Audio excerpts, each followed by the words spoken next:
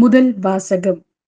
லேவியராகமம் அதிகாரம் 23, திருவசனங்கள் 1, 4 முதல் 11, 15 முதல் 16, 27 மற்றும் 34 முதல் 37 வரை.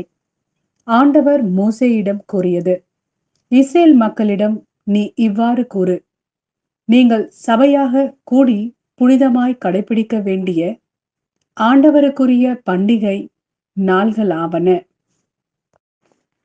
நீங்கள் சபையாக கூடி குறிப்பிட்ட நாள்களில் புனிதமாய் கடைபிடிக்க வேண்டிய ஆண்டவரின் பண்டிகை நாள்களாவன.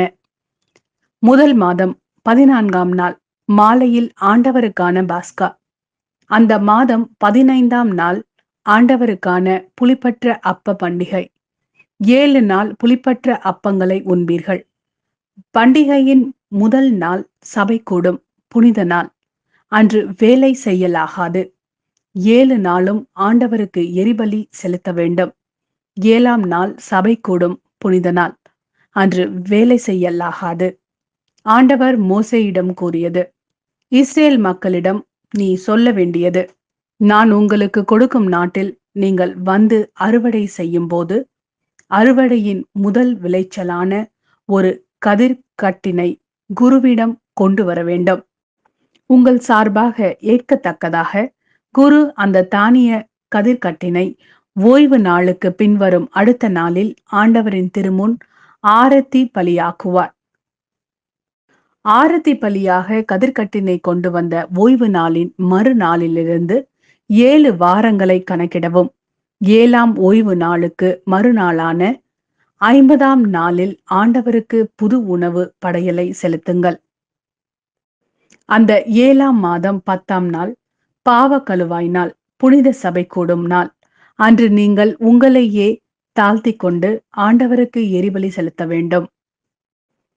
நீ இஸ்ரேல் மக்களிடம் கூற வேண்டியது: 7ஆம் மாதம் 15ஆம் நாளன்று ஆண்டவரின் கூடார பெருவிழா தொடங்குகின்றது.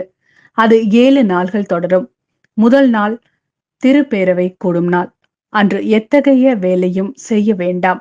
7 நாள்களும் ஆண்டவருக்கு நெருப்பு பலி செலுத்துங்கள். 8ஆம் நாளன்று திருப்பேரவை கூடும். அன்றும் ஆண்டவருக்கு நெருப்பு பலி செலுத்துங்கள். அது நிறைவு நாள்.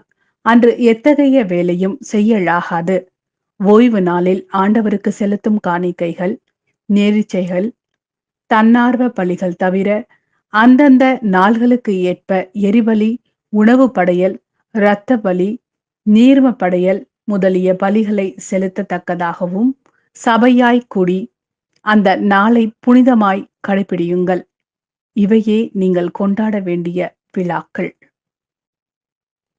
இது ஆண்டவரின் அருள்வாக்கு.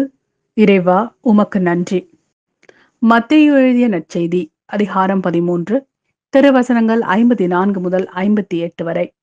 தமது சொந்த ஊருக்கு வந்து அங்குள்ள தொழுகை கூடத்தில் அவர்களுக்கு கற்பித்தார்.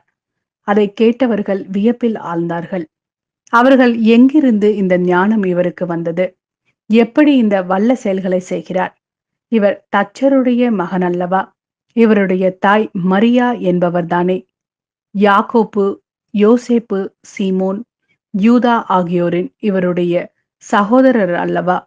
இவர் சகோதரிகள் எல்லோரும் நம்மோடு இருக்கிறார்கள் அல்லவா? பின் இவருக்கு இவையெல்லாம் எங்கிருந்து வந்தன என்றார்கள்.